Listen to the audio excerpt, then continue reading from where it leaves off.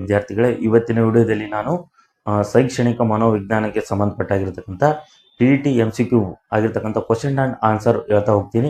ನಾನು ನೋಡ್ಬೋದು ಇಂದಿನ ವಿಡಿಯೋದಲ್ಲಿ ನಾನು ಟಿಗೆ ಸಂಬಂಧಪಟ್ಟಾಗಿರ್ತಕ್ಕಂಥ ಶೈಕ್ಷಣಿಕ ಮನೋವಿಜ್ಞಾನಕ್ಕೆ ಸಂಬಂಧಪಟ್ಟಾಗಿರ್ತಕ್ಕಂಥ MCQ 42 ಪ್ರಶ್ನೆಗಳಿಗೆ ಉತ್ತರ ಸಹಿತವಾಗಿ ವಿವರಣೆ ನೀಡ್ತಾ ಬಂದಿದ್ದೀನಿ. ಹಾಗಾಗಿ ಈ ವಿಡಿಯೋವನ್ನು ಸ್ಕಿಪ್ ಮಾಡದೆ ಎಲ್ಲ ಟಿ ಅಭ್ಯರ್ಥಿಗಳು ನೋಡಬೇಕಾಗುತ್ತದೆ. ಯಾಕಂದರೆ ಇವು ಟಿ ಪರೀಕ್ಷೆಯಲ್ಲಿ ಬಹುನಿರೀಕ್ಷಿತವಾಗಿರ್ತಕ್ಕಂಥ ಪ್ರಶ್ನೆಗಳು ಮತ್ತು ಉತ್ತರಗಳು ಆಗ್ತವೆ. ನಾವು ನೋಡ್ಬೋದು 43ನೇ ಪ್ರಶ್ನೆ ನಾವು ನೋಡುವುದಾದರೆ, ಅವಲೋಕಿತ ವರ್ತನೆಗೆ ಒತ್ತು ನೀಡುವ ಮನೋವಿಜ್ಞಾನದ ಸಂಪ್ರದಾಯಗಳನ್ನು ಹೀಗೆ ಕರೆಯುತ್ತಾರೆ. ಇದು ಈ ಕ್ವಶನ್ ನೀವು ಏನ್ ಮಾಡಬೇಕು, ಸರಿಯಾಗಿ ಓದ್ಕೊಳ್ಬೇಕು. ಹಾಗಾಗಿ ಆಪ್ಷನ್ ಏನೆಂದರೆ ಗೆಸ್ಟಲ್ ವಾದ, ಬಿ ರಚನಾವಾದ, ಸಿ ವರ್ತನವಾದ, ಆಪ್ಷನ್ ಡಿ ಮಾನವತಾವಾದ ಅಂತ ಇದೆ. ಇದಕ್ಕೆ ನೋಡ್ಬೋದು ನಾವು ಸರಿಯಾದ ಉತ್ತರ ಸಿ ವರ್ತನವಾದ, ಇದು ಸರಿಯಾದ ಉತ್ತರ ಆಗುತ್ತೆ. ಹಾಗಾಗಿ ಇದು ಆಪ್ಷನ್ ಸಿ ನಾವು ಏನು ಬಂದ ಸರಿಯಾಗಿರ್ತಕ್ಕಂಥ ಆನ್ಸರ್ ಆಗುತ್ತೆ. ನೆಕ್ಸ್ಟ್ 44ನೇ ಪ್ರಶ್ನೆ ನೋಡುವುದರೆ, ಆಧುನಿಕ ವರ್ತನವಾದ ಅಂದ್ರೆ ಆಧುನಿಕವಾಗಿರ್ತಕ್ಕಂಥ ವರ್ತನವಾದದ ಸಾಮಾನ್ಯ ನಮೂನೆಯು ಈ ಕೆಳಕಂಡ ಯಾರ ಆರಂಭಿಕ ಕಾರ್ಯದಿಂದ ಮೂಡಿತು ಅನ್ನೋದು ಒಂದು ಪ್ರಶ್ನೆ ಇದೆ. ಹಾಗಾಗಿ ಇಲ್ಲಿ ಅವು ಏನು ಮಾಡಿದರೆ, ವಾದ ಮಾಡಿದವರ ಬಗ್ಗೆ ಅಲ್ಲಿ 4 ಆಗಿರ್ತಕ್ಕಂತಹ ಬಹು ಆಯ್ಕೆಯ ಪ್ರಶ್ನೆಗಳನ್ನು ಕೊಟ್ಟಿರ್ತಾರೆ. ಇಲ್ಲಿ ನೋಡ್ಬೋದು ಆಪ್ಷನ್ ಎ ವಿಲಿಯಂ ಜೇಮ್ಸ್ ಅಂತ ಇದೆ, ಬಿ HB ಐಸಾಂಕ್ ಇದೆ, HJ Eysenck, C BS Skinner, D JB Watson ಇದೆ. ಇದಕ್ಕೆ ಸರಿಯಾದ ಉತ್ತರ ನೋಡ್ಬೇಕು. ನಾವು ಆಧುನಿಕ ವರ್ತನವಾದ ಸಾಮಾನ್ಯ ನಮೂನೆ ಕೆಳಕಂಡ ಯಾರು ಇದು ಮಾಡಿದ್ರಪ್ಪ ಅಂದ್ರೆ ಆರಂಭಿಕವಾಗಿ ಮಾಡಿದ್ರಪ್ಪ ಅಂದ್ರೆ JB ವ್ಯಾಟ್ಸನ್ ಅವ್ರು ಮಾಡ್ತಾರೆ. ಹಾಗಾಗಿ ನಾವು ಸರಿಯಾಗಿ ಅದನ್ನೇ ಹಾಕ್ಬೇಕು, ಆಪ್ಷನ್ ಡಿ. ಮತ್ತು 45ನೇ ಪ್ರಶ್ನೆ ನಾವು ನೋಡುವುದಾದ್ರೆ, ಮೊದಲ ಮನೋವಿಜ್ಞಾನದ ಪ್ರಯೋಗಾಲಯವನ್ನು ಇಲ್ಲಿ ಸ್ಥಾಪಿಸಲಾಗಿದೆ. ಪ್ರಪ್ರಥಮವಾಗಿರ್ತಕ್ಕಂಥ ಒಂದು ಶೈಕ್ಷಣಿಕ ಸಂಬಂಧಪಟ್ಟಾಗಿರ್ತಕ್ಕಂಥ ಏನಪ್ಪಾ ಮನೋವಿಜ್ಞಾನದ ಪ್ರಯೋಗಾಲಯವನ್ನು ಎಲ್ಲಿ ಸ್ಥಾಪನೆ ಆಯಿತು ಅನ್ನೋದು ಇಲ್ಲಿ ಪ್ರಶ್ನೆ.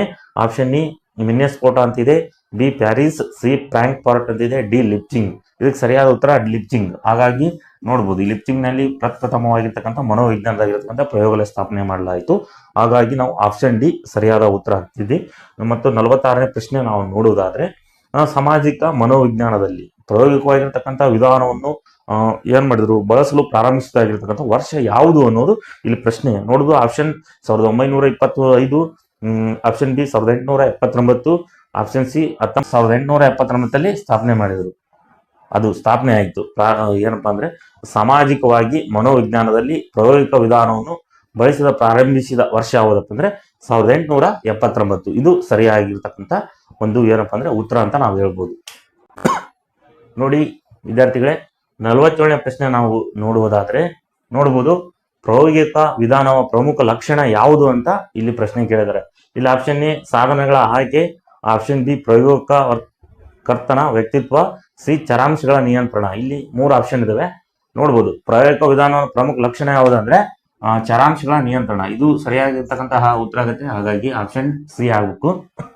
48ನೇ ಪ್ರಶ್ನೆ ನಾವು ನೋಡೋಣ, ವರ್ತನೆಯ ಅಧ್ಯಯನದ ತುಂಬಾ ನಿಖರವಾದ ಮತ್ತು ವಸ್ತುನಿಷ್ಠವಾದ ವಿಧಾನವೆಂದರೆ ಪ್ರಾಯೋಗಿಕ ವಿಧಾನನೋ ಅಥವಾ ಆಪ್ಷನ್ ಬಿ ಚಿಕಿತ್ಸಾ ವಿಧಾನನೋ ಮತ್ತು ಆಪ್ಷನ್ ಸಿ ವೀಕ್ಷಣಾ ವಿಧಾನ ಅಂತ ಇದೆ. ಹಾಗಾಗಿ ವರ್ತನೆಯ ಅಧ್ಯಯನದ ತುಂಬಾ ನಿಖರವಾದ ಮತ್ತು ವಸ್ತುನಿಷ್ಠ ವಿಧಾನ ಯಾವ್ದಪ್ಪ ಅಂದ್ರೆ ನಾವು ನೋಡುದು ಆಪ್ಷನ್ ಎ ಸರಿಯಾಗಿರ್ತಕ್ಕಂಥ ಉತ್ತರ ಆಗುತ್ತದೆ, ಪ್ರಾಯೋಗಿಕ ವಿಧಾನ. ಹೀಗಾಗಿ ಇದನ್ನ ಹಾಕ್ಬೇಕು, option A.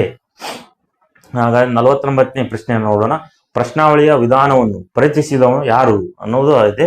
Option A ಗೆಶಲ್, option B ಸ್ಟ್ಯಾನಿಹಾಲ್ ಅಂತ ಇದೆ, ಆಪ್ಷನ್ ಸಿ ಪಿಯಾಜೆ ಅಂತಿದೆ, ಆಪ್ಷನ್ ಡಿ ಓಂಟ್ ಅಂತಿದೆ. ಹಾಗಾಗಿ ಇದಕ್ಕೆ ಸರಿಯಾದ ಉತ್ತರ ಆಪ್ಷನ್ ಬಿ ಆಗಿರುತ್ತೆ. ನಾವು ನೋಡ್ಬೋದು ಪ್ರಶ್ನಾವಳಿಯ ವಿಧಾನವನ್ನು ಫಸ್ಟ್ ಪರಿಚಯಿಸಿದವರು ಸ್ಟ್ಯಾನಿಹಾಲ್ ಅಂತ ನಾವು ನೋಡಿದ್ವಿ. ಹಾಗಾಗಿ ಈ ಉತ್ತರ ಆಪ್ಷನ್ ಬಿ ಸರಿಯಾಗಿರ್ತಕ್ಕಂಥ ಉತ್ತರ ಆಗುತ್ತದೆ.